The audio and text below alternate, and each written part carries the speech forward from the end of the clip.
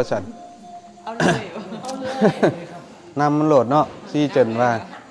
เอาภาษาบ้านๆเฮานี่แหละสบายนัวหัวมวนไป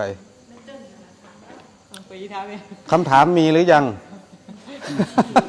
เพราะนั่นนี่ว่ายังซ้ำถามหาคำถามเราที่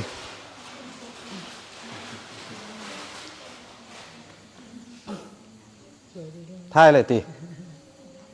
ถ้าอย่างนี้เปิดแล้วน่าจะอีใหม่ทำมาเดี๋ยวต้องถามก่อนเลยในซี่เจนเปิดคือจังลงตาเพิ่นว่าละหมู่เฮามาอยู่ร่วมกันจังซี่เฮาก็พยายามขนขวยพยายามฝึกเจ้าของ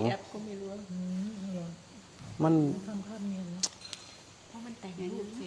หาลังเทียนเฮาบ่ทันเห็นโทษเห็นภัยในการเกิดนะก็สิได้มาเกิดมันเป็นเรื่องง่ายแม่นบ่ล่ะดวงจิตแต่ละดวงนี่สลับซับซ้อนกระดอกกระเดือคันสิอุปมาคือจังครูบาว่าคือจังเตาเนี่ยมันยังหยาบอยู่นะสิอุปมาแบบเลิกๆเข้าไปอีกทุกอนุทุกบริเวณเนี่ยดวงจิตมันสลับซับซ้อนกันให้ก็หักภัยแม่นอยู่ว่าซี่เจนก็เรื่องความละเอียดว่าบาดในเมื่อเฮาได้มาเกิดเป็นมนุษย์แล้วสิปล่อยเวลาให้มันเสียถิ่มเฮ็ดหยังสถานที่ก็ดีพ่อแม่ครูบาอาจารย์จังซี่เพิ่นสละเวลาสละกำลังสรรหาสิ่งต่างๆมาอำนวยความสะดวกให้หมู่เฮามาประพฤติปฏิบัติ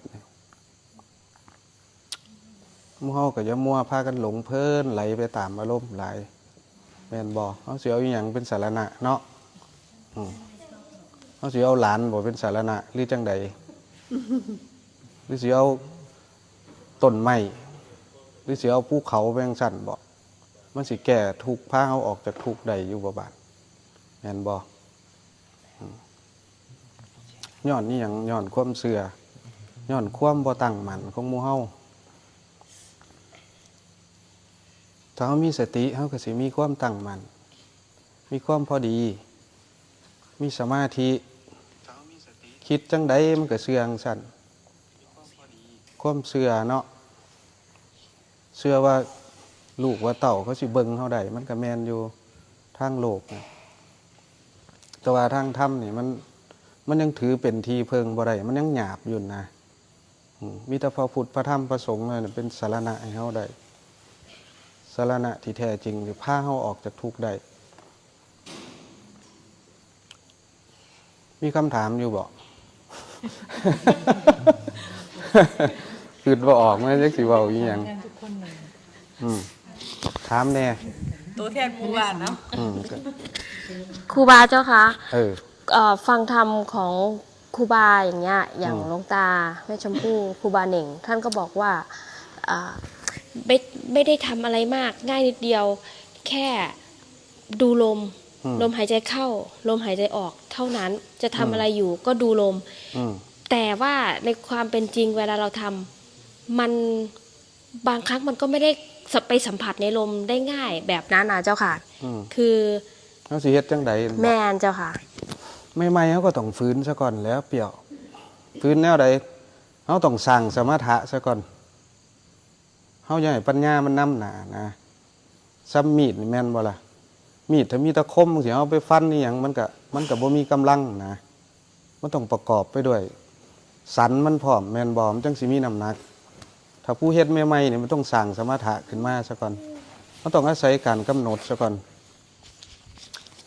เพราะว่าเฮายังบ่ทันมีกำลัง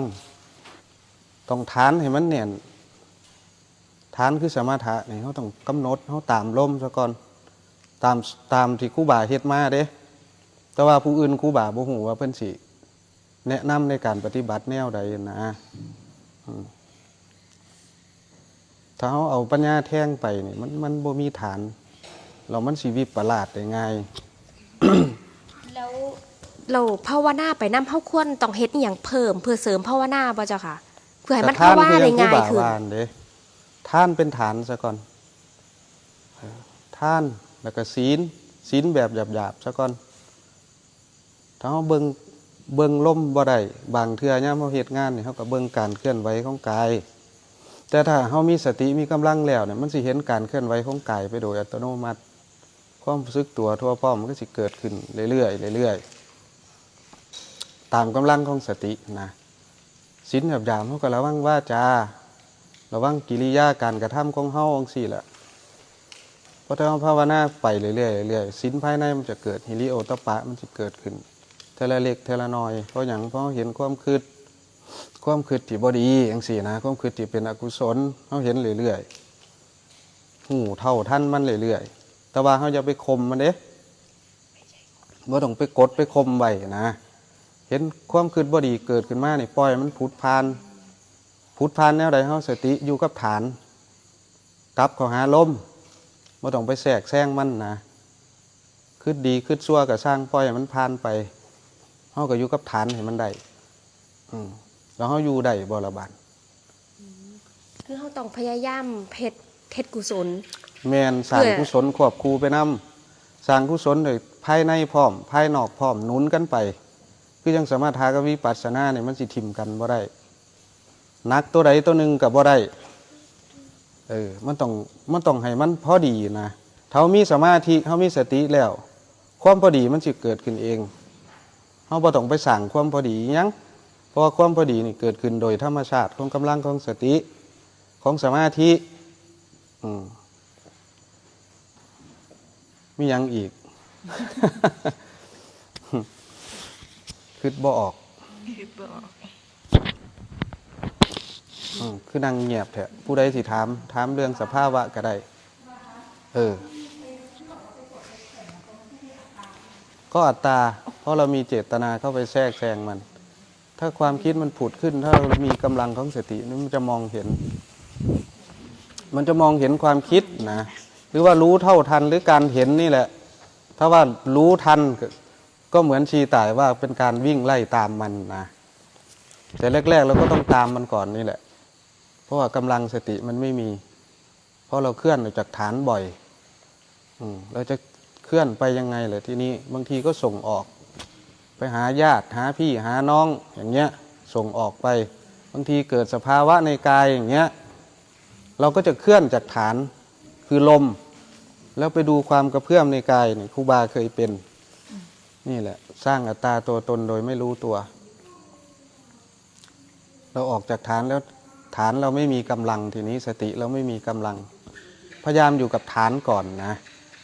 แล้วพอมันเป็นมีกำลังขึ้นมาเรื่อยๆแล้วเราก็ดูลมหายใจตามปกติดูที่ปลายจมูกแต่ถ้าใครยังใหม่ๆอยู่ก็ต้องบังคับมันก่อนตามดูมันก่อนนะสูดลมหายใจเข้ายาวๆลึกๆแล้วก็ตามมันไปก่อนสร้างกำลังสมถะก่อนตามเข้าไปตรงสะดือแล้วก็หยุดไว้แล้วก็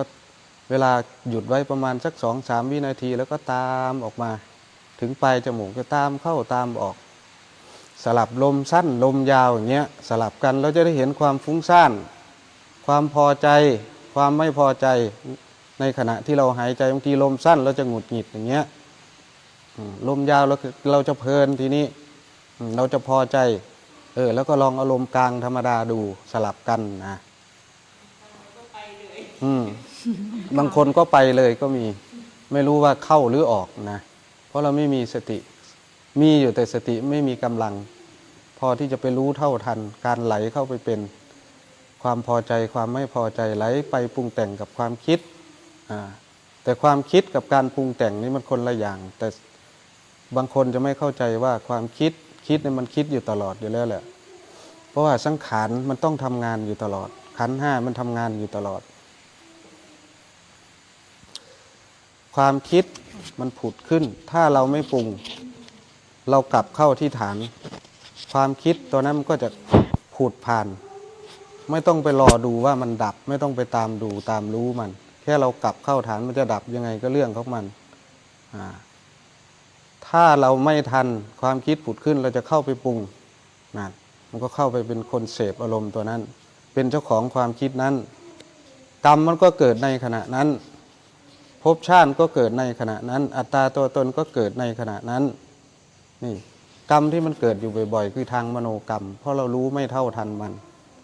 ภพชาติก็เกิดขึ้นอย่างนี้มียังสิถามอีกมีกล้วยมีบ่จันตะวันเทศกับคนเบิงหลายเลยเนาะ3,000 กว่าคือกันได้เบิงจันตะวันเทศไหมเบิงย้อนหลังนะมีไหมไม่ใหญ่นวล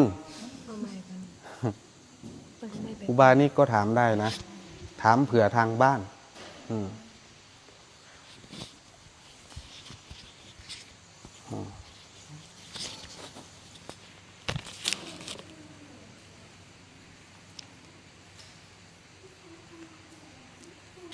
มาละบอก นี่นะครูบา เอาเลย เขาโอกาสค่ะคำถามมาแบบเป็นภาษา ภาษาลาวบอก ภาษาลาวคักๆด้วยค่ะ ผู้ชายแมนบอก ผู้ชายค่ะ ผมดูลมแนบกับสติ ผมดูลมแนบกับสติไป แต่เวลามันจะถอนหรือมันจะเคลื่อนไปที่อื่น มันจะสะดุ้งทั้งตอนนั่งสมาธิและตอนนอนทำไป มันก็สะดุ้งครับ มันคืออีหยังครับอาจารย์ ก็คือมันสะดุ้งนั่นแหละตัวหูซ้ำนั่นกับพ่อเขาก็กลับเข่าทานท่อนละแสดงว่าสติเขามีกำลังเลยที่หันนะมีกำลังขึ้นมาแน่เขาก็บ่ต้องเคลื่อนออกจากฐาน มันสิเป็นหยังกับยาหัวมันนะสภาวะมันสิเกิดขึ้นกับยาหัวมันบ่ต้องเข้าไปเป็นบ่ต้องให้ความสำคัญกับสภาวะต่างๆเพราะครูบาเนี่ยเคยเป็นมามันเสียเวลาหลายเพราะเขาหลงถิ่มฐานเขาไปให้ความสำคัญกับอาการห้อน อาการเจ็บอาการแน่นต่างๆเนี่ยเขาสิไปเพ่งมันอยู่ตลอด เพื่อพักไสมันออกเพื่ออยากให้มันหายบานเขาสิถิ่มฐานเขากับบ่หูตามสภาวะตามความเป็นจริงเขาสิเขาไปเป็นอยู่ตลอดบานนี่มันสิเป็นนักทางสมถะได้บานนี่เขาเอาไปเพ่งหลายแม่นอยู่ว่าซี่เจนถ้านักสร้างทางสมถะแล้วกำลังของปัญญาของสติปัญญามันก็อ่อนลงตามไปบานมันบ่เกิงนะภาษาบ้านเฮาเอิ่นว่ามันบ่เกิงแต่ว่าบางเทื่อมันเกิดด้วยนิสัยว่าแม่นแต่ว่าถ้าผู้ใดถ้าบ่ฮู้ทันบางนี้คือครูบาเคยหลงบางนี้มาแล้วก็บ่อยากให้หมู่เสียเวลานำนะถ้าเฮามีสติแนบอยู่กับลมได้เท่าใดแฮงดีให้มันเกิงกันระหว่างสมถะกับวิปัสสนาให้มันเป็นเกี่ยวเชือก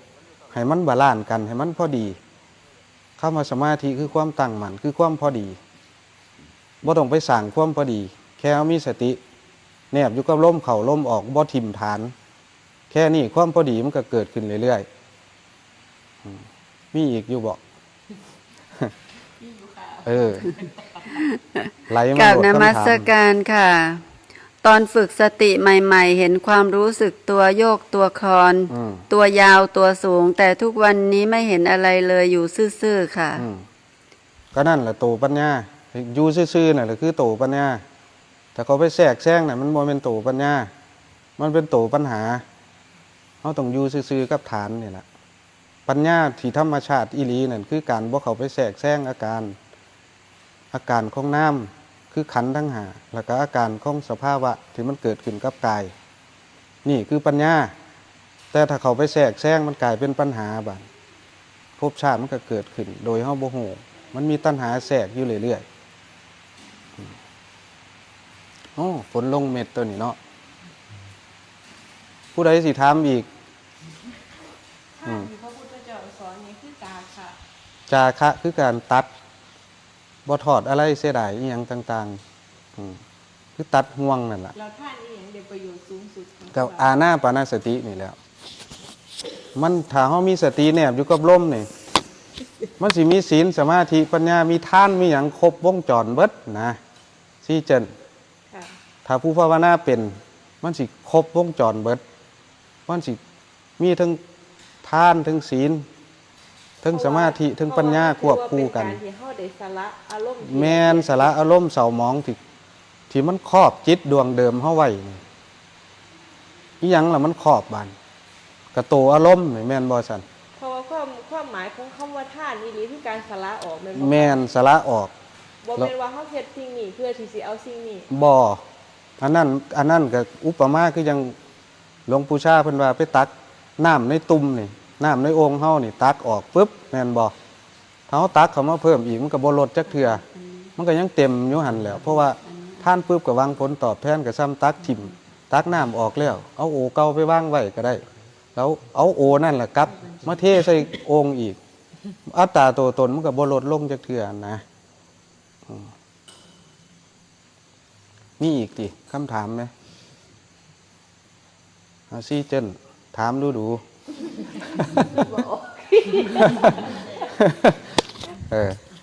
ให้เปรี้ยวมันถาม เคยได้ยินครูบาว่า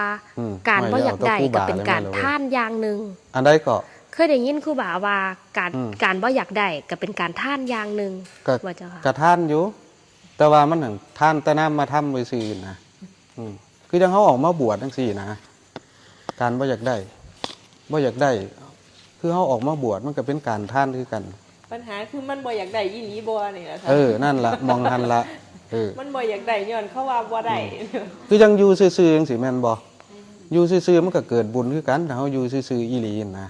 ย้อนอยู่ซื่อๆบ่เป็นนี่ล่ะค่ะ นั่นล่ะ มันถูก อยู่ซื่อๆตะกายหยาบซื่อๆแม่นบ่ล่ะ แต่ว่าความคิดนี่ มันจะไปฮอดไสแน่บานจะขึ้นเฮียนผู้นั้นลงเฮียนผู้นี้แม่นบ่สั่นเฮาอยู่ซื่อๆอีหลีบ่ละบาดนี่เฮาก็ต้องเบิ่งตัวอยู่ซื่อๆตะกายหยาบแต่ว่าความคิดไปเบียดเบียนผู้นั้นไปสั่งผู้นี้อยู่มันสิอยู่ซื่อๆได้จังไดความคำว่าอยู่ซื่อๆทางโลก คืออยู่ซื่อๆกายหยาบ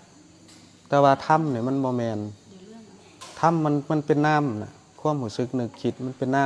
ำเฮ็ดจังไดบาดเฮาจังสิฮู้เท่าทันมันเราก็ต้องฝึกตัวนี้ล่ะฝึกอานาปานสตินี่ล่ะที่ การแสดงว่าเฮาสิอยู่ซื่อๆได้นี่คือจิตมันต้องมีฐานแม่นบ่คะ แม่นมันต้องมีฐาน ถ้าบ่มีฐานนี่คือมันก็เป็นคิดทั้งหมดเลย แม่นคิดมันก็สิซ่อนคิดซ่อนคิดเข้าไปอีกนะ แสดงว่าเฮาจับหลักง่ายๆเลยคือถ้าเฮาอยู่กับลมอย่างเดียว แม่นอยู่กับลมบ่ต้องไปฮู้ ทุก หรอ อก ย่างมันสิคอยคลายของมันเอง แม่น บ่คะ ตัวนี้มันเป็นกำลังเป็นปัญญาแบบธรรมชาติอีหลีคือบ่มีการไปแทรกแซงอีหยังบ่ไป แต่ตอ เป็น น นี้เฮาเฮ็ดหยังขึ้นปุ๊บมันก็สิฮอดไผวะ มันก็สิไปคิดฮอดคันใดแล้วน้องสินะ เป็นโซดาบันแล้วบ่เนาะ นั่นล่ะโซดาบันมันก็เป็นแค่สมมุติซื่อๆดอกเฮาเฮ็ดสร้างเหตุไว้หลายๆโลด อยาก เดี๋ยวมั เป็น น สิ โซดาบันนั่นเลยค่ะ อยากเป็นโซดาบันก็สร้างเหตุที่ล่ะสร้างเหตุหลายๆสร้างเหตุภายนอกสร้างเหตุภายในควบคู่กันไปถ้าเฮามีสติหลายมีกำลังของสติหลายคือเฮาอยู่กับฐานนี่มันได้เอาลมแนบลมเอาสติแนบลมเข้าลมออกจังซี่มันสิเป็นโซดาบันหรือบ่เป็นก็สร้างแต่เฮาไปคิดมันคิดได้ฮอดนิพพานเหมือนตัวแม่นบ่ล่ะสร้างเหตุหน่อยอยากรวยมันก็ยากขึ้นแล้วเฮ็ดหน้าหน่อยอยากได้เข้าหลายมันก็เป็นไปได้ยากเฮาว่ามันเจ้าของโรงสีเนาะบ่ต้องเฮ็ดหน้าก็มีเข้า เฮ็ดจังได๋ค่ะ ก็สิโซเลยแม่นบ่สั่นเฮ็ดจังไดจังสิเป็นเจ้าของโรงสีว่าติมันก็ต้องสร้างเหตุอีกคือเก่าเพราะว่าเกิดมาก็บ่ได้เป็นเจ้าของโรงสีโลดแม่นบ่สั่นสิเขาเจ้าล่ำเขาเจ้ารวยก็บ่ว่าเขาเจ้าบ่สร้างเหตุได้แม่นบ่ล่ะเขาอาจ ไอ้เหตุปัจจโยที่พระพุทธเจ้าว่านี่คือการสร้างเหตุ คือการสร้างเหตุ สร้างเหตุคือกระทำลงมือบ่แม่นว่านั่งคิดหาเหตุ แม หาน ผล สร้างเหตุทั้งนอกทั้งในนี่ละสำละภายนอกภายในสำละสะสางจิตใจเฮามันสะอาดให้มันคอยเกี่ยงคอยเก่าออกนะคอยถูมือละเล็กละน้อย มันก็บ่พอกพูนสิ่งต่างๆเข้ามาแม่นเฮาถูมันบ่เกี่ยงเมื่อใดก็สร้างคอยถูไปเมื่อใดถูได้หน่อยก็เอาตามหน่อยเมื่อใดถูได้หลายก็เอาตามหลายแต่ว่าเพียงแต่ว่าเฮาบ่ไปเก็บทั้งนอกเขามาหกหัวเอิกหัวใจเฮา อยากไปทูให้พึ่ง นั่นล่ะมันไปเอาสิ่งภายนอกเขามา เพื่อนผู้อื่นมันสกปรก นั่นล่ะเห็นแต่เฮียนผู้อื่นที่บ่เห็นเฮียนเจ้าของ ให้ซ่อมมึงซ่อมอยู่ซ่อมผู้อื่น ส่วนมากก็สิจังซั่นแม่นบ่ล่ะครูบาก็เคยเป็นคือกันนะแต่ก่อนจังว่าฮู้นะอีหยังมันเกิดจากเจ้าของทั้งนั้นสิ่งต่างๆสิเอามาเว้านี่มีแต่เจ้าของเคยผ่านมามันเคยหลงแล้วมันก็เสียเวลาในการปฏิบัตินะเอาความหลงของเจ้าของนี่มาเว้าให้หมู่ฟังเพื่อมันสิเกิดประโยชน์ ครูบาลงอันใดเจ้าค่ะ หลงบัดสุอยางมาโหลด จักสิอธิบายแนวใดนะมันหลงหลายเสียเวลานะ พิษไปวัดคุณเนี่ย มานะทิฏฐิกับที่หนึ่งอารมณ์โกรธกับตัวหนึ่งที่หนึ่งเลยอารมณ์โกรธอารมณ์ห่อนแห้งหูบ่ทันอารมณ์เจ้าของตะกี้เพราะมันบ่เห็นเพราะบ่มีสติเฮาบ่มีหลักบ่มีผู้ใดบอกเฮาฝึกกับฝึกอยู่พุทโธก็ได้พุทโธอยู่ปากพุทโธอยู่ทางในแต่ว่าอีกตัวหนึ่งมันเหมือนจักไปฮอดทีบใดแล้วนะมันบ่หูเมื่อคิงนะแต่ก่อนมันสิเป็นเน้นความสงบนั่งไปก็อยากแต่สงบบางเทีมันก็สงบอยู่บางเทีมันก็บ่สงบแต่ก่อนมีแต่สมถะปัญญาเขาคิดว่าคิดเอานะแต่ก่อนไปอ่านตำรามากอะอนิจจาวัฏสังขาราเขาก็มาขยายความออกบานมันเป็นวิจัยธรรมนะคือจังหลวงตาเพิ่นว่า อารมณ์ใดสร้างทุกข์ให้ที่สุดค่ะ อารมณ์ใดบัดนี้อารมณ์ใดสร้างทุกข์ให้ที่สุดคืออารมณ์โกรธเพราะว่าครูบาเป็นคนโทสะจริตนะท่านผู้ใดเว้าว่าถืองูแน่นี่เอาโลดนะแค่ข้าเจ้ามาจังหันเนี่ยเอาแค่ข้าเจ้าเฮ็ดถวยดังแน่หน่อยเดี๋ยวซึ่งมันศูนย์วือขึ้นแล้วนะอยากให้อยากว่าข้าเจ้าอยากให้ข้าเจ้ามีความเรียบร้อยไปสนาเขาไปยึดหมองหันคือยังทำวินัยจังสิก็ไปยึดจังสิยึดถึงขนาดไปจำพรรษาอยู่น้ำหมู่นี่ช่วงตีห้านี่ก่อนมันสิล่วงล่าตีห้าก็กลัวไปแล้วเพื่อนลงกุฏิไปไฟกับบ่ไต่เด้ไปหาชอบ ไปหาซ้อมผู้ใดศิละผ่าคล้องก่อนกำหนดเป็นสนาเพิ่นนี่แหละมันปานนั่นเด้การยึดทำวินัย ไปชอบหมู จังหวานแล้วพรรษาจะคล้องก็หน่อยก็ถ้าเจ้าอีกเด้เห็นมาละค่ะ เห็นนั่นแล้วโจทย์พร้อมนั่นแล้วบานนี่มันก็ผิดกันต่อบานนี่เห็นบ่ทำวินัยนี่เป็นของดีแต่ว่าศีลทำวินัยเป็นของดีอยู่แต่ว่าของดีเขาต้องเอามารักษาเจ้าของนะเพราะครูบาเห็นโทษเห็นภัยตัวนี้แล้วเขาไปอยู่กับหมู่คณะไปจ้องจับผิดหมู่เดี๋ยวทำวินัยหรือศีลอยู่ตลอดก็กลายเป็นเจ้าของทุกข์อยู่ผู้เดียวเป็นหลายปีวะค่ะเป็นเป็นอยู่จนก้อนสิพ่อหลวงตามันก็ยังยึดตัวนี้อยู่นะแก่จังไหนกันฮะแก่จังไหนกันแก้หมู่มันก็เลยแห้งหยุ่งบันแต่ก่อนมันบ่ฮู้ว่าที่แก้ที่เจ้าของเพราะว่ามันบ่มีสติบ่มีกำลังปัญญามันก็บ่ฮู้มันพยายามแก้ภายนอกคือแก้ผู้อื่นน่ะบ่แก้เจ้าของไปจอบจับผิดผู้นั้นผู้นี้โยมเข้ามาก็ต้องนั่งให้มันเป็นเรียบร้อยพุ่นเด้ตะกี้นะยามเขาเจ้ามาจังหันก็ได้กินก็ต้องกินเป็นระเบียบเรียบร้อยแต่ว่ามันก็เป็นจังซี่ได้แล้วค่ะแม่นส่วนมากเป็นส่วนมากเพิ่นสิเอาแต่ภายนอกนะเพิ่นบ่ฮู้เหตุที่แท้จริงว่าเหตุที่แท้จริงมันอยู่ภายในพี่เพราะมีลิโอตปะคือละอายเกรงกลัวต่อบาปต่อตัวเจ้าของเองเมื่อเฮารักษาตัวเจ้าของได้เฮาก็สิรักษาผู้อื่นได้โดยบ่ไปแทรกแซงเขาเจ้านะแต่ก่อนเฮาไปแทรกแซงแต่ผู้อื่นมันมีหิริตั้งแต่ภายนอกซื่อคือการนุ่งห่มมันสิก็ต้องเรียบร้อยการคบสันก็ต้องเรียบร้อยภาชนะเดียวเป็นศีลทั้งนอกมันเป็นแค่ศีลภายนอกบานทั้งในเขากดคมมันไหวอยู่ตลอดบานทั้งเดียวเห็นไม่ออกงามๆมากก็ยังคืดมักข้าเจ้ายุ่งสี่นะเห็นบ่แต่ว่ามันก็ต้องอาศัยคมไว้โดยสมถะตัวนั้นล่ะสมถะคือเฮาบริกรรมพุทโธแล้วก็เฮาเน้นความสงบมันก็เลยมีแต่สมถะอย่างเดียวปัญญาโตทั้งในมันบ่เกิดเพราะอย่างเขาไปคิดเอาคิดแล้วปุ๊บคิดว่าทำข้อนี้มันก็เตะเข่าตะโกอยู่ของแม่นบ่ล่ะเพราะว่าครูบาอาจารย์อยู่นำกันมากก็สอนว่าปัญญาให้พิจารณานั่นล่ะเขาเข้าใจวางซั่นแต่ว่าการพิจารณาอีหลีคือการซ่อมเบิ่งอาการของจิตท่านเด้ซ่อมเบิ่งความคิดว่ามันเป็นจังซี่เฮาสิฮู้ทันมันแล้วเฮาบ่ไปแทรกแซงนี่คือการสังเกตนะเฮาแต่มาฮู้นำวังอยู่นำหลวงตานี่ได้ว่าปัญญาที่แท้จริงคือการสังเกตเบิ่งความคิดมันผุดขึ้นคิดดีคิดชั่วเฮาก็อย่าไปตามมันนะฮู้เท่าทันมันแล้วก็ปล่อยมันไปผุดผ่านไปเรื่อยๆค่ะก็หลายใช้เวลาหลายปีอยู่แม่นบ่คะ4 ปี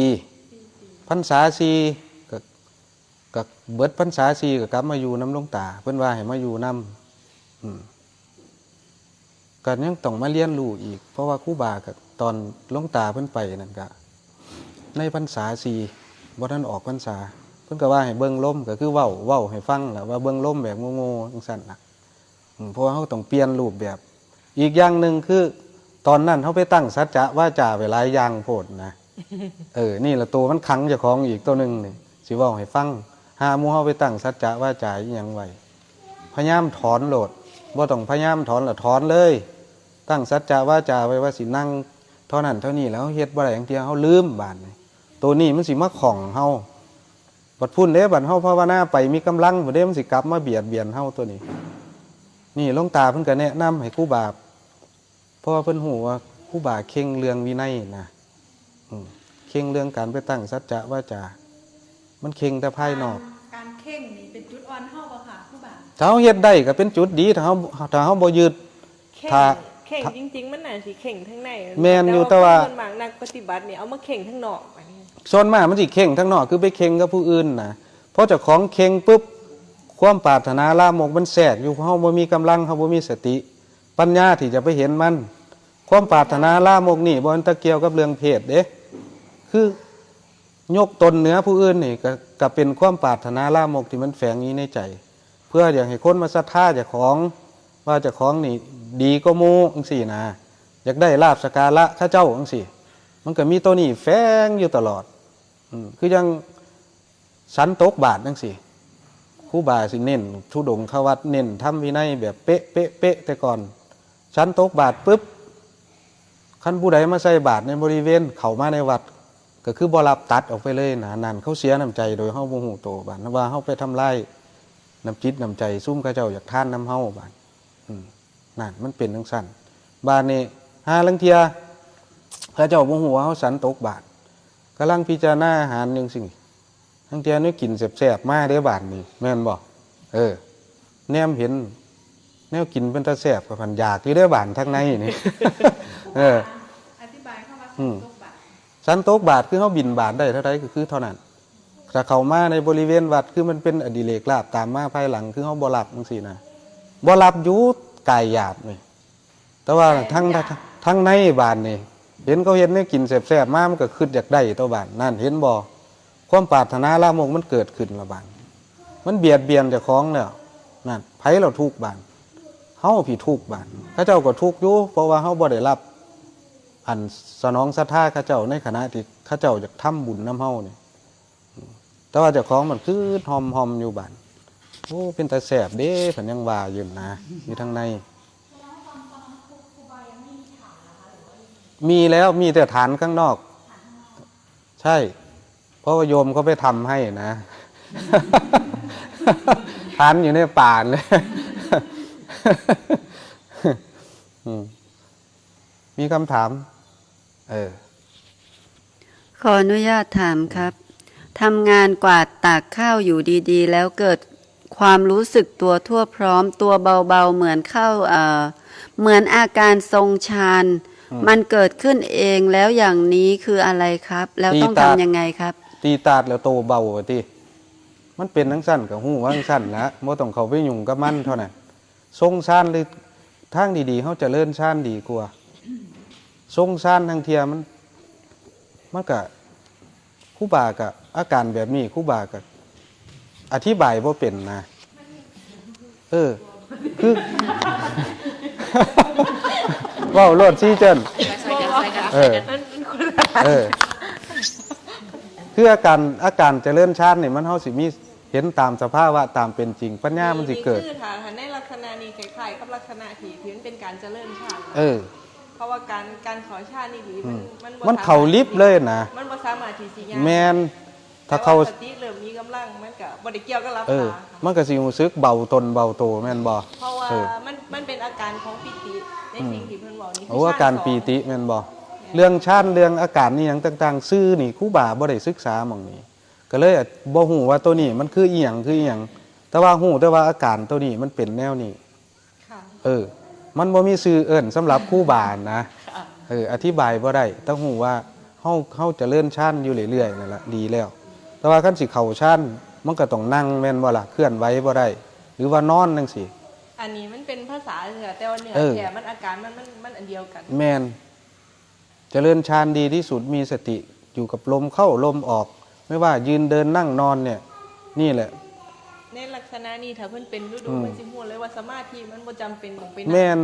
บ่จำเป็นต้องไปนั่งหรือว่าบ่จำเป็นต้องยังเคลื่อนไหวไปใช้มันเป็นสมาธิอยู่ตลอดเพราะมีสติตรวจสอบภายนอกตรวจสอบภายในความคิดพุทธขึ้นมาเฮาก็เห็นหูเท่าทันมันนะครับคิดดีคิดชั่วก็ปล่อยมันผ่านไปจังซี่นะสิเฮ็ดอิหยังก็สร้างถ้าเฮามีสติเป็นการภาวนาอยู่ตลอดบ่จำเป็นต้องไปเฮ็ดตามขั้นตอนหรอกว่าอันนี้ถ้าเฮาฮู้หลายแล้วเฮาสิไปกังวลนะกังวลว่าโอ้อันนี้ขันนี้หยังนออันนี้อุปจาระหรืออัปปนานอเพิ่นสิไปคาดหวังอยู่หม่องหันนี่แหละมันสิเป็นโตกั้นแบบมหาศาลเลยเฮาต้องสลัดของพวกนั้นออกสลัดตำราออกซะก่อนเมื่อสติเฮามีกำลังแล้วเฮาสิฮู้ไปเองดอกของมื้อนี้แล้วก็บ่ต้องฮู้ชื่อมันก็ได้ฮู้แต่ว่าเฮาอารมณ์ความโลภความโกรธความหลงของเฮามันหน่อยลงซ้ำนั่นแหละถือว่าปฏิบัติได้ผลแล้วบ่ต้องไปหมายมั่นดอกว่าสิฮอดคันนั่นคันนี้แต่ว่าส่วนใหญ่ตะกี้อ่านปุ๊บก็อุ้ยคันนั่นแม่นมันสิเข้าข้างเจ้าของโลดดอกมันสิเอาแต่ซื้อมันสิเอาแต่ซื้อแล้วเอามาหยังบัดบ่ว่าเอามาพัฒนาเจ้าของหรือเอามาทำลายเจ้าของเด้คือมันสิเอาไปคมผู้อื่นว่าเท่าไปความปรารถนามันมีเลิกๆอยู่ทั้งในอยู่หั่นล่ะมีอีกไหมผ่านครึ่งชั่วโมงเป็นภาคภาษาอีสานขอภาคกลางเหรอขอภาคกลางไว้ที่อ๋อฟังออกไหมมาจากใต้นครศรีอุตสาฟังไปซะก่อนเพราะว่าไอ้ครูบาอาจารย์คือยังพระอาจารย์เองกับแม่ครูชมพูเพิ่นก็เทศไทยตลอดเนาะครูบาก็ขอขันรายการก็เว้าภาษาแบบเจ้าของถนัดโลดนะเพราะว่าคนเบิ่งต่างประเทศก็มีอยู่คือกันนะเป็นหนึ่งในตัวเลือกบ่เฮาถือว่าครูบามาขันรายการคลายเครียดเล็กๆน้อยๆไปนะอยู่ทั่วโลกแม่นผู้ใดสิถามอีกมีคำถามบ่CN มีคำถามไหมจะได้พูดไทยหน่อยเหรอแน่นคือเฮ็ดหน้าหอยแท้แน่นเป็นแนวใดบ่เรื่องกับเขาเป็นจังใดล่ะเรื่องกับเขาบ่สัตว์ตะของหวานกับใครบ่เป็นทาได้มึงบ่นี่แหละเรื่องอาหารก็มีส่วนประกอบเด้อสำหรับนักภาวนานี่เรื่องอาหารนี่ผู้ใดถึงมีอารมณ์กามราคะอีหยังต่างๆเฮาพยายามเบิ่งเรื่องอาหารอย่าไปกินของมันของไอ้หวานของหยังมันไปเสริมคือสนใจแต่ว่าซี่เจนเรื่องกามราคะนี่แม่ถามแทนหมู่ติบ่ดีแสดงว่าซี่เจนนี่มีความเมตตาหมู่ดีเนาะแม่นบ่นั่นล่ะเกี่ยวกับเรื่องอาหารนี่เฮาพยายามเบิ่งคืออาหารพวกนี้นี่ของหวานหรือว่านมหรือว่าไข่พวกเนื้อพวกหยังนี่มันสิไปเสริมฮอร์โมนในร่างกายเสริมฮอร์โมนทางเพศเฮานี่ต้องถามเภสัชกรพร้อม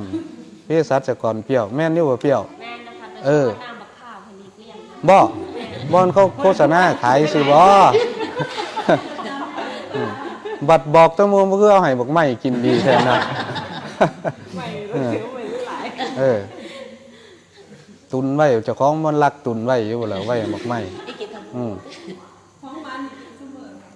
บ่ก็กินไปเจ้าของมักแม่นบ่มักก็ได้ก็เฮ็ดโลดคือจังบอกอีแน่นมื้อนั้นเรื่องอาหารเฮาแต่ตื่นเช้ามาแล้วสัตว์ข้าวเหนียวบักม่วงอยู่บามๆอยู่ว่านี่แม่แน่นก็ได้ว่าโอ้โตก็ได้เนาะไอ้แน่มันเบิ่งทรงมันขาดสมถะแม่นอยู่บ่ซี่เจินมันสิเอาแต่ปัญญาอย่างเดียวนะมันสิเอาปัญญาแทงอย่างเดียวเลยมันหูมาหลายมันเลยสลัดพวกนั้นยากเฮ็ดคือครูบาว่านั่นแน่นนำลมสะก่อนโตนั่น มันมีแต่คมมีดมันบ่มีสันมีดนะสร้างสมถะขึ้นมาซะก่อนสร้างฐานให้มันแน่นซะก่อนถามมาได้ไหมหรอ ถามสิออกเป็นแนวสิ ก็อ้อมนี่นี่แล้วเนาะแม่นบ่สั่นจักเฮาสิเว้าอีหยังการภาวนามันก็มีแต่สติกับลมเท่านี้ตัวเนาะ ผู้รับเงินบ่เป็นเด้อ เอาทำแต่เรื่องกามราคะนี่ที่เจนความเมตตาสูงขนาด ถามเพื่อหมู่ดีแล้วละ มีคำถามค่ะ เพิ่นถามว่าการถอนสัจจะวาจาเฮ็ดวิธีใดคะครูบา ก็ถ้ามันรู้สึกว่ามันเบียดเบียนเฮายามใดก็ถอนยามนั้นหรือว่าเวลาเฮาทำวัดสวดมนต์ย่อๆจังซี่เฮาก็ตั้งนะโมขึ้นแล้วก็ประกาศถอนสัจจะวาจาต่างๆคำอธิษฐานต่างๆเดี๋ยวออกเรื่อยๆเรื่อยๆมันก็สิค่อยเบาไปดอกตัวนี้แหละโตของโตครั้งเฮาอีกตัวหนึ่งโดยเฮาบ่ฮู้โตเพราะว่าเฮานักปฏิบัติส่วนมากสิมาฆ่าตัวนี้คือกันที่ครูบามันเบาลงย่อนตัวนี้ได้ย่อนลงตานี่ได้เพิ่นบอกให้ประกาศตัวนี้เพราะครูบาก็เป็นผู้หนึ่งคือกันที่มักตั้งสัจจะวาจานะคันยางจงกรมบางทีก็ไปตั้งสัจจะวาจาโลดทั้งเดียวก็เฮ็ดบ่ได้จังซี่นะนั่งสมาธิคือกันเพราะนั้นพอเข้าป้องงองออกบานนี่แต่ว่าตั้งเวลาไว้หลายๆตั้งสัจจะวาจาไว้หลายๆมีอีกไหม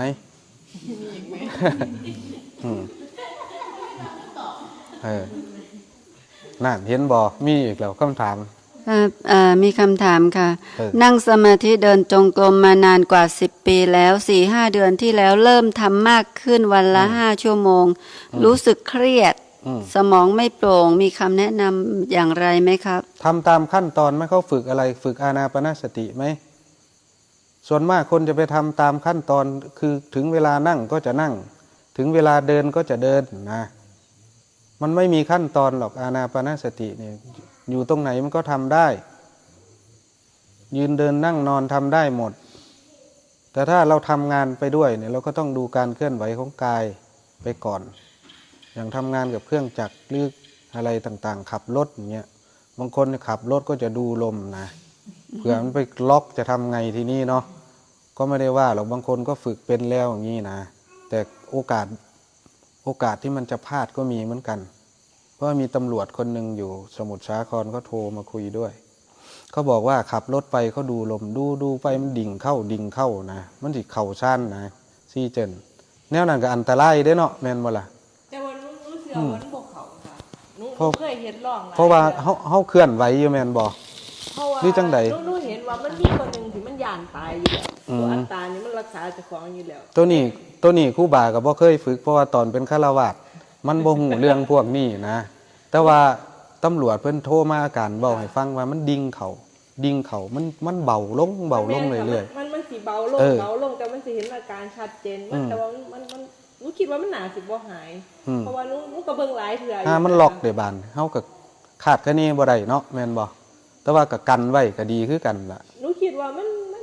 คือมันย่านที่สุดคือมันย่านตายเฮาต้องระวังอยู่แล้วแม่นบ่ล่ะเพราะว่าความที่มันรักษาเจ้าของมันรักษาอยู่แล้วว่าที่นี่คือคล้ายๆกับอาการที่มันเข้าสมาธินี่คือมีสติอยู่แล้วค่ะเข่าหรือทรงชานนี่แหละเนาะแม่นบ่แม่นค่ะแต่ว่าเฮาก็ถ้าฮู้ว่ามันเป็นแนวนั้นก็ใส่ลมหยาบออกมาก่อนก็ได้นะถ้าฮู้ว่ามันดิ่งเข่าจังซี่ก็ใส่ลมหยาบถอนมันออกมาซะก่อนก็ได้ลมหยาบมันก็เป็นการเจริญฌานคือกันขอให้มีสติอยู่กับลมตอบตรงประเด็นบ่ฮู้ว่าหั่นนี่ฮะตรงอยู่บ่ไม่ชื่อถามเพิ่นว่าดูแนวไหนเพิ่นบ่ทันตอบค่ะบอกเพิ่นสิไปเข่งเครียดกับการกำหนดเวลาโพดเนาะแม่นบ่ว่ามื้อนี้ต้องได้4 ชั่วโมง5 ชั่วโมงนะมันก็เลยเข่งเครียดเฮาเฮ็ดคือจังเฮาเฮ็ดเล่นนี่ล่ะเฮ็ดไปเรื่อยๆบ่ต้องไปสำคัญมันหมายตามผลมันค่ะแม่นมันสิไปเร่งเอาผลโพดนะไปบ่มแก๊สนะสิ่งสุกก่อนห้ามมันก็บ่ดีนะขอเฮ็ดไปเรื่อยๆบ่ต้องเข่งเครียดกับมันเฮ็ดคือจังเฮ็ดเล่นโอ้ยคือมิดแถวบ้านนี่ บ้านเขาซ่านเบิดหรือบ่เดียวนี่ถามเนี่ยบัดย่ำป่าเริ่มเบิ่งล่มท่านสาใดคะทุกป่า พรรษาซีกันยังว่า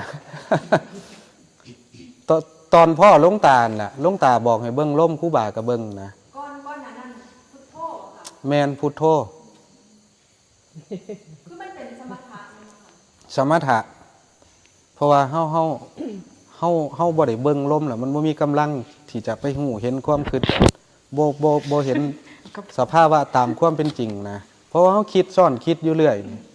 เวลาเฮาพุทโธไปแล้วบางทีเกิดขอธรรมอีหยังผุดขึ้นมาแล้วปุ๊บมันสิเข้าไปวิจัยธรรมตัวนั้นทันทีโลดมันก็เลยกลายเป็นคิดซ่อนคิดยิ่งพรรษา2นี่แฮงขออัดขอธรรมนี่แฮงเพิ่มขึ้นหลายเพราะว่าเขาเอิ้นอีหยังก็วิปัสสนูกิเลสบอกที่ไอ้ธรรมะของครูบาอาจารย์พุทธขึ้นมาเรื่อยๆเรื่อย แม่นค่ะ ห้างเทียก็เห็นเป็นโตหนังสือห้างเทียก็เป็นเสียงห้างเทียพอแต่นั่งเข้าไปปุ๊บนี่เท้าศรัทธาผู้ใดหลายๆนั่นแหละ คิดมันหน่อมมาเลย แมนจิตมันน้อมเอาปุ๊บสิเป็นนิมิตขึ้นมาโลดห้างเทียเอาหนังสือกับปากกามาวางไว้ทั้งขังตัวมันพุทธขึ้นมาขออัดขอทำนี่จดไว้ย่านมันลืมนะ นั่งเว้าอยู่เดียวตอบเอง แมนเห็นคนก็อยากเว้าให้ฟังได้บ้านอยากสอนเขานะ สอน อยากสอนข้าเจ้าอยากให้ข้าเจ้าหู้ธรรมนะอยากให้ผู้อื่นนี่ดีคือจังความคิดเจ้าของเพราะถ้าเขาบ่เฮ็ดดีนำเจ้าของแล้วพันศูนย์ให้เขาบาดนึงนั่นเห็นบ่เอากุศลมันก็เข้าแทรกจังซี่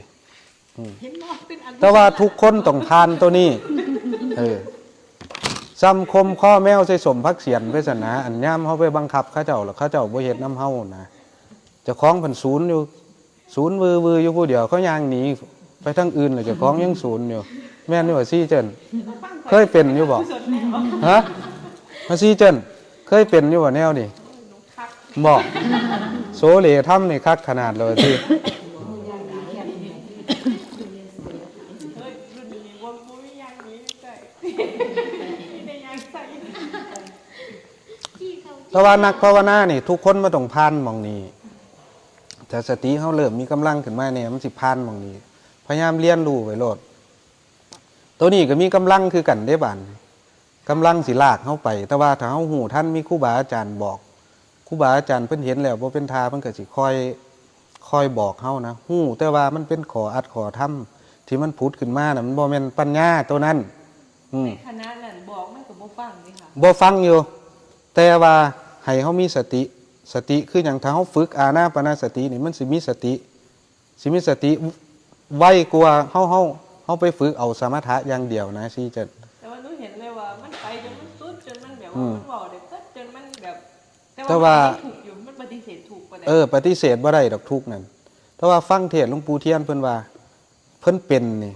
เพิ่นก็ที่แรกบ่ฮู้แต่ว่ามีครูบาอาจารย์เพิ่นชี้ให้เพิ่นก็ฮู้อยู่ว่าธรรมมันผุดขึ้นมามันเป็นวิปัสอีหยังก็ ปัสนุ วิปัสสนูกิเลสนี่แต่ว่าเพิ่นของบ่ไปนะมันพยายามลากเพิ่นไปอยู่เด้นี่ขออ้างคำหลวงปู่เทียนเพิ่นเทศน์รู้แค่ว่ามันเป็นวิปัสสนูกิเลสเราก็ต้องตั้งฐานเราให้มั่นถ้าเราไม่มีฐานไม่มีกำลังไม่มีสติมันจะรู้ไม่เท่าทันของพวกนี้มันก็มีกำลังมากเหมือนกันมันก็จะลากเราไปทีนี้อยากให้บ้านดีเมืองดีอยากให้คนอื่นดีหมู่คณะดีแต่ตัวเองไม่ดูตัวเองเลยจังซี่นะมันสิไปเปลี่ยนแปลงแต่ผู้อื่นวันเถาะไปเปลี่ยนแปลงภายนอกแต่ทุกคนก็ต้องผ่านตัวนี้ก็แล้วแต่ว่ามันจะผ่านได้เร็วหรือได้ช้าก็ขึ้นอยู่กับเหตุที่เราสร้างขึ้นอยู่กับความตั้งใจของเราว่าเราจะรู้เท่าทันมันเร็วแค่ไหนแค่นั้นเองแต่ทุกคนนี่ต้องผ่านแน่นอนครูบาก็ติดตัวนี้เป็นปี2 ปีเด้เพราะว่าอยู่คนเดียวไม่มีครูบาอาจารย์บอกมีอยู่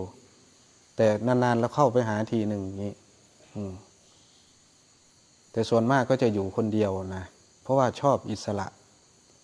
ไม่ค่อยลงใครง่ายๆมานะทิฏฐิอารมณ์โทสะนี้มากมันก็เลยอยู่ร่วมกับหมู่คณะยากนี่แหละความหลงของครูบามันเป็นอย่างนี้แล้วเมื่อครูบาพูดแล้วก็เล่าให้ฟังอย่างนี้เราก็ควรน้อมเข้าไปสู่จิตสู่ใจเราว่า สิ่งที่ครูบาผ่านมานั้นเป็นประสบการณ์ เราก็ฟังแล้วก็พิจารณาให้มันเกิดปัญญาเพื่อรักษาตัวเองนะเอาความหลงนี่แหละมาเล่าสู่กันฟังมีแต่ความหลง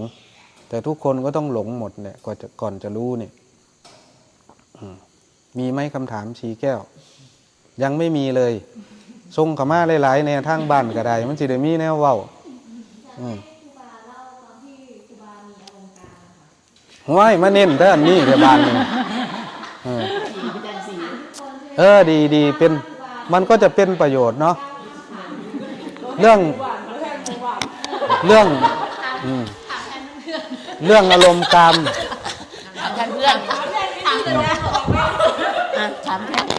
เดี๋ยววันหลังก็จะปรึกษาครูบานิกด้วยเลยเรื่องอารมณ์กามแต่วันนี้ก็จะเอาของครูบาตอบไปก่อนนะเนาะบอกพอดีครูบานิกมาผู้เชี่ยวชาญทางด้านกามราคะให้ครูบานิกก็มีส่วนร่วมหน่อยนะโอ้อารมณ์กามบอกช่วงพรรษา3พรรษา4นี่ก็แห้งเติบยุ่นแล้วยังเฮ็ดจังใดตอนนั้นบ่ทันเบิ่งลมเด้กาใส่ความคิดอสุภะนี่แหล้วเอาอสุภะมาเอากระดูกเอานั่นเอานี่มาพิจารณานะมากบมันไว้มาคมมันไว้นะคมได้อยู่ค่ะก็คมได้ชั่วข้าวแล้วเนาะแม่นบ่เฮาบ่มีฐานเนาะตอนนั้นเนาะเอาภาพอสุภะนี่เรามาเบิ่งพิจารณาเป็นของเน่าของเหม็นไปเสร็จแล้วมันก็ได้อยู่ชั่ววางชั่วข้าวนะมันบ่แม่นเฮาบ่ได้ฮู้ท่านอารมณ์ตัวนี้เพราะว่ามันโมโหเห็นตามสภาวะความเป็นจริงนะแสดงว่าใส่ครูบาใส่ความอดทนแมนใส่สมถะตัวหนึ่งคมพร้อมใส่ความอดทนใส่ความคืดมากบเปลี่ยนอารมณ์ออกนะเปลี่ยนอารมณ์ไปคืดเป็นอย่างอื่นแทนจังซี่นะมันกะทุเล่าแต่ว่าเดี๋ยวมันสิสึงใหม่แมนมันกะทุเล่าแค่สู้ว่าเฮาคืดเห็นผู้หญิงอีกผู้นี้ปึ๊บแค่เห็นรถยี่ห้อเดียวกันนี่หรือว่านี่โตสัญญามันคือไว้แถวบ้านโตมโนกรรมนี่แค่เห็นรถซื่อๆนี่เอามันปรุงไปฮอดเท่าใดแล้วแม่นบ่ล่ะว่าไปเห็นรถเห็นแตรถซื่อๆนี่เอามันบ่ทันได้เห็นฮอดหน้าเขาซ้ำนิดเดียวนี่มันไว้ปานนั้นเด้เ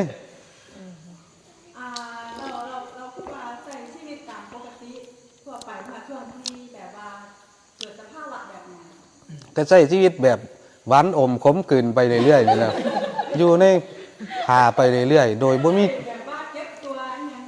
ก็มีอยู่อดอาหารก็มีอยู่ในพรรษาก็อดอาหารอยู่ก็เอาตัวนี้ล่ะมาแก้อีกตัวนึงงดอาหารอดอาหารผ่อนอาหารลงสิเที่ยก็มื้อนึงนอน4ชั่วโมงสิก็อาศัยย่างจงกรม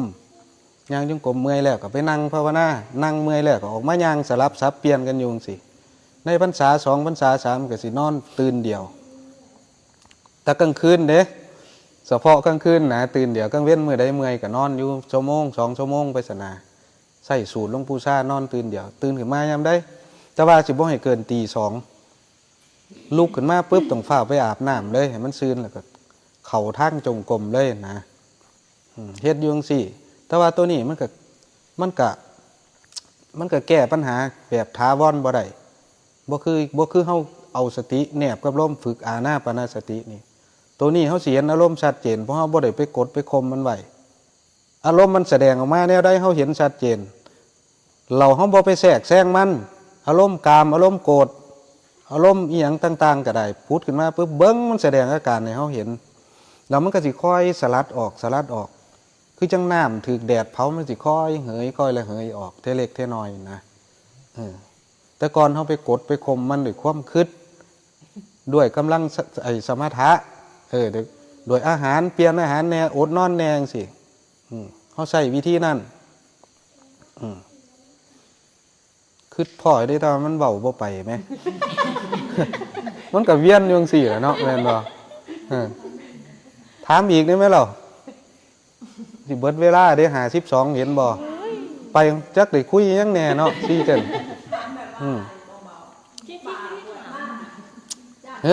อ๋อที่เชียนถามอ๋อที่จะบอกคือตอนนั้นที่ครูบายังไม่มีฐาน เออ ค่ะกดข่มแต่ตอนที่ครูบาได้มีฐานแล้วอะค่ะใช้ อ๋อช่วงมีฐานเหรอ ใช่อยากจะทราบวินาทีนั้นที่จะก้าวข้ามผ่านอารมณ์กามมันเจอแบบไหนอะไร โอ้มันต้องพี่เด้มันต้องไอ้กำลังสมาธิเขาเป็นอนันตริยสมาธิพี่เด้อารมณ์กามมันจังค่อยอันนี้ แต่ว่าช่วงที่มันหนักอีกช่วงหนึงก็คือตอนไปเบิ่งลมที่หลวงตาบอก ไปเบิ่งลมบันอารมณ์ทางเพศมันแห้งขึ้นแห้งบันขึ้นแห้งบ่พอบันสุกะนี่มันสิไหลอยู่ตลอดน้ำสุกะนี่มันจะไหลออกมาคือเม็ดสาคูนี่ไหมแล้วอารมณ์กามมันสิมีอยู่ตลอดเขาสิเห็นชัดเจนนะแต่ว่าตอนนั้นสติเขาบ่มีกำลังเขาทางเที่ยวเขาก็ไหลเข้าไปปรุงแน่แม่นบ่ล่ะแล้วก็สิฟันเปียกดูย่างไปบินบาทนั่งสิเดี๋ยวย่างไปอีกสุกามันสิไหลออกผ่าสบงที่นุ่งซ่อนเนี่ยเลอะเบิดจนเปียกกูละมองจุดโฟกัสนะ กลับมาจุดโฟกัสนะก็ว่าเป็นเขาสิใจภาษาแนวใดนะจุดโฟกัสก็รู้เลยเนาะรู้กันบินบาทกลับมาแล้วมาจนบ่กล้าถอดสบงผ่าสบงคันที่ใส่คุ้มไว้นะเพราะว่ามันเปียกมันสิไหลอยู่ตลอดย่ามไปเหี่ยวนี่ออกมาเป็นตอนเลยเด้เหี่ยวมันสิคนที่แรกคนกลางๆมันสิออกมาเป็นตอนบัดคือจังเฮาเหี่ยวบ่สุดจักเทื่อนี่นะอาการมันสิเป็นแนวนั้นคือที่มันเป็นในลักษณะนั้นมันมีอารมณ์หรือเปล่าคะมีอารมณ์ส่วนมากสิมีอารมณ์แล้วเขาก็สิไหลเข้าไปปรุงพร้อมมัน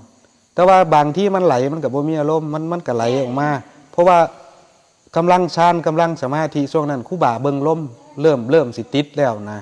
แต่ว่ามันไปตัดกระแสตัวความปรุงแต่งยังบ่ทันได้มันก็สิไหลเข้าไปเป็นแน่บานนี้เวลาโยมอยู่จังซี่ก็บ่กล้าตากฮอดผ้าอาบน้ำเด้เพราะว่าเวลามันแห้งมันเป็นดวงเป็นหยังนะอยากอายเขาเจ้านะปานนั้นเด้อันสู่กับอารมณ์กามนี่ใช้เวลานานไหมคะที่ครูบาเป็นตอนนั้นประมาณ2 เดือนเพราะว่าในพรรษาเนี่ยมันจะไหลอยู่ตลอดเลยหลังจากนั้นมาก็ปะปลายมันก็จะมีบ้างเพราะว่ากำลังฌานกำลังสมาธิเราเริ่มมีขึ้นคือเราไม่กดข่มทีนี้เราจะเห็นตามสภาวะตามเป็นจริงเลยว่าอารมณ์ตัวนี้นี่มันมาปุ๊บแล้วก็เอารู้เลยแต่เราต้องอาศัยการบังคับก่อนมันจะดูลมยังไม่เป็นอัตโนมัติก็ต้องดึงลมกลับก่อนเพราะมันจะไหลเข้าไปปรุงปุ๊บดึงลมกลับเข้าฐานแล้วทีนี้เราก็จะเห็นสภาวะตัวนั้นอารมณ์ตัวนั้นมันทำงานของมันพอเรากลับเข้าฐานมีที่ยึดที่อยู่ของสติแล้วนี่อารมณ์ตัวนั้นก็จะค่อยๆดับไปแต่มันต้องใช้เวลาหน่อยต่อสู้กันอยู่นานเหมือนกันแหละบางทีก็กลางคืนมาก็แค่ล้มหัวลงแป๊บเดียวนะเอาแล้วบานนี้ฟันเปียกอีกแล้วหาลังคืน2 เที่ยก็มีเที่ยวเปิดไฟกับบ่ค่อยกล้าเปิดปานใดย่านหมู่ฮู้นะ กลางดึกจังซี่นะเปิดไฟดูแท้หมอนี่มันคือเข้าห้องน้ำดูแทนนะเอาผ้าไปแซ่งนะ กุฏิครูบานี่แฮงอยู่ใกล้นะฮะ2 เดือนนี่แนวใด2 เดือนช่วงอยู่ช่วงที่ครูบาเบิ่งลมใหม่ๆนี่บ่หรือแนวใดหรือช่วงมาอยู่นี่ตอนนั้นมันสิเป็นที่แทบจะอยู่ตลอดเหี่ยวนี่คือเฮาเหี่ยวบ่สุดจักเทื่อนี่นะมันสิไหลออกมาอยู่ตลอดทั้งเทื่อก็เป็นคือจังเม็ดสักคู่นี่นะมันไหลออกมันสิเป็นเม็ดขนๆออกมาโอ้คืออธิบายคักเลยเนาะ แต่ว่ามันเกิดประโยชน์เด้มันจะเกิดประโยชน์นะฟังดูเหมือนไม่เป็นธรรมนะถ้าเกิดว่าใครเกิดสภาวะแบบนี้ขึ้นมาเขาจะรู้ว่าอันนี้มันต้องทำยังไงแก้วิธีการแก้มันจะแก้ยังไงนะแก้คือเอาสติแนบลมกลับเข้าฐานเลยไม่ต้องไปยุ่งกับอารมณ์ตัวนั้นนี่วิธีแก้คือไม่ไปแทรกแซงอารมณ์ที่มันผุดขึ้นมานะปล่อยให้มันผุดผ่านแล้วก็แสดงอาการให้เห็นปุ๊บลมกลับเข้าฐานแค่นั้นเองวิธีแก้มันจะหายหรือไม่หายก็เป็นเรื่องของมันทีนี้เราสร้างเหตุเยอะๆสร้างกำลังของสติ โดยไม่ต้องไปสร้างคือเรากลับเข้าฐานสติแนบลมเข้าลมออกเนี่ยกำลังสติมันสร้างไม่ได้หรอก ตอนนี้ก็คือทุกคนต้องประสบพบเจอกัน ก็แล้วแต่ใครราคะจริตก็จะเจอตรงนี้มากถ้าใครโทสะจริตก็ต้องเจอกับความโกรธความอารมณ์ร้อนวิธีแก้โทสะจริตเราก็ต้องแผ่เมตตาบ่อยๆแต่ราคะจริตนี่แผ่เมตตายังไงก็เอาไม่อยู่ แผลก็ช่วยไม่ได้ใช่ไหม แผ่ก็ช่วยไม่ได้ แย่เลยเนี่ย นอนแผ่หนึ่งคืออยู่ ขนาดอสุภะแท้ๆเอารูปอสุภะมาดูแท้ๆมันยังไม่ดูอสุภะเลย มันไปดูอย่างอื่นนั่นเห็นบอกมันไล่กาดปันนั่นเด้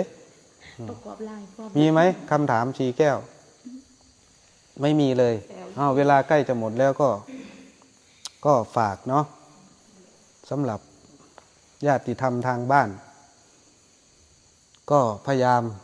ฝึกอานาปานสตินี่แหละที่ครูบาออกมาพูดก็มันจะส่วนมากก็จะไม่ค่อยเกิดประโยชน์เท่าไหร่ ก็อันไหนที่มันเกิดประโยชน์ก็นำไปปฏิบัติอานาปานสตินี่แหละรัดสั้นตรงยืมสโลแกนอาจารย์เองอีกแล้วเพราะตัวเองคิดไม่ออกว่าจะพูดอะไรนะแล้วก็ จับวัตถุทั้งสี่เนาะ บอกบุญทางพี่น้องทางบ้านทางเฟซเนาะสำหรับวัดป่าบ่อน้ำพระอินทร์ก็มีคนแม่ชีแล้วก็ภิกษุสงฆ์ก็ร่วมปฏิบัติกันก็เป็น100 ชีวิตนะเนาะถ้าใครมีปัจจัยเหลือใช้แล้วก็มีมากก็ช่วยมากก็ได้มีน้อยก็ช่วยน้อยตามกำลังศรัทธาตัวเองทำแล้วไม่เบียดเบียนเจ้าของนั่นแหละคือบุญแล้วก็ฝากเอียงนะฮือบานคืดบออกก็อย่าลืมหั่นล่ะเว้าไทยมันสิอยากคัดแน่อยู่เด้เนาะอย่าลืมหมู่เฮามาประพฤติปฏิบัติซุมเมซี่หมู่เฮาอยู่นี่ก็ได้ความเสียสละของพ่อแม่ครูบาอาจารย์คือจังหลวงตาจังซี่เพิ่นทุ่มเทสู่สิ่งสู่อย่างให้หมู่เฮาอำนวยความสะดวกให้หมู่เฮาเครื่องนุ่งห่มอาหารยารักษาโรคที่อยู่อาศัยคือจังกุฏิจังซี่เฮาสะดวกสบายเฮาก็สิทดแทนเพิ่นโดยวิธีการใดวิธีการภายนอกนำวิธีการภายในนำคือปฏิบัติบูชานี่ล่ะหมู่เฮาก็ได้อย่าปล่อยเวลาให้มันล่วงเลยถิ่มอย่าเป็นผู้ประมาทเฮาสิเอาอีหยังเป็นสารณะคันบ่เอาพระพุทธพระธรรมพระสงฆ์คำสั่งสอนของพ่อแม่ครูบาอาจารย์พ่อแม่ครูบาอาจารย์เพิ่นปรารถนาดีกับสุคนนั่นล่ะเฮาสิไปเอาลูกเอาเต้าเป็นสารณะก็บ่ได้เอาเป็นที่เพิงได้อยู่สัววังสัวข้าวจังน้อยก็ตายป้ากันแล้วแม่นบ่ซั่นอีหยังเฮาสิเอานำไปใส่ในภพหน้าชาติหน้าถ้าเฮายังหนีบ่ม่มการเวียนว่ายตายเกิดอยู่นี่คิดเบิ่งดีๆเด้อแม่ยายทองเอ้ยสิไปเอาหลานบ่เป็นสารณะจังน้อยเฮาก็ตายจากกันแล้วเด้แม่ใหญ่เอ้ยมีเวลาคืนอีกคืนนึงสิเมื่อมื้ออื่นบ่แม่นบ่เก็บของเรียบร้อยแล้วโอ้ยคักขนาดเนาะแม่ใหญ่ก็ได้บ่เปลี่ยนใจแน่บ่ร้านมันเป็นสารณะให้เฮาบ่ได้เด้เฮ็ดนำครูบาอาจารย์นี่แหละปฏิบัติบูชาอยู่นี่แหล้วแม่ครูจังซี่อาจารย์เหน่งจังซี่หลวงตาจังซี่เคยอ่านบอกคุณเจ้าว่าหามเนี้ยก็หามได้หามคนออกลูกคนปวดขี้หามคนอยากซื้อทางเทียมันหามได้อยู่เด้ทางเทียจิตเราอาจสิพลิกในชั่วเวลาข้าวเดียวก็ได้เด้แม่นบ่ซั่นคิดเบิ่งดีๆแม่ใหญ่เอ้ยบ่มีผู้ใดอยากกลับไปสู่สิ่งที่เฮาเคยผ่านมาจังซั่นดอกมันวุ่นวายคือหยังที่ตัวโลกภายนอกเขามาอยู่นี่ซ้ำอยู่คนละโลกได้แม่ใหญ่แม่นบ่ต่างกันอยู่บ่มันซุ่มมันเย็นกว่ากันเด้ทั้งนอกมันร้อนโดยยังร้อนโดยอารมณ์นี่ล่ะร้อนโดยอารมณ์ของความเห็นแก่โตของความอยากได้หลายสิ่งหลายอย่างแต่ว่ากะคันสิไปกะบ่เป็นหยังแต่ว่ากะลองไปเบิ่งนะถ้ามันจังใดก็จังค่อยอันนี้ทางที่ดีกะอย่าไปหั่นเถาะเว้าเกี่ยวไปเวียนมาอยู่นี่ล่ะเนาะแม่นบ่หมู่เฮาก็ได้อย่าประมาทมันถ้าเฮาบ่เห็นโทษเห็นภัยของการเวียนว่ายตายเกิดบ่เห็นโทษเห็นภัยของอารมณ์นี่มัน มันสิเข้าถึงได้ยากนะเข้าถึงคำสอนของพระพุทธเจ้าได้ยากกะขออนุโมทนาสาธุน้ำญาติธรรมทางบ้านทางเฟซผู้โอนปัจจัยมาซอยสนับสนุนวัดป่าบ่อน้ำพระอินทร์คือสิเด็กตรงเติบอยู่ดอกเนาะค่ากันเทศก็ได้ว่านั้นว่าเว้าบ่ฮู้เรื่องก็ได้อ้าวกับซุ่มแม่ชีซุ่มคณะสงฆ์ผู้มาร่วมประชุมกันประชุมพร้อมเพรียงนี่แหละมันสร้างความสามัคคีเลิกพร้อมเพรียงพร้อมเพรียงกันก็เป็นการสร้างความสามัคคีโดยไม่ต้องคุยอะไรกันมากสาธุ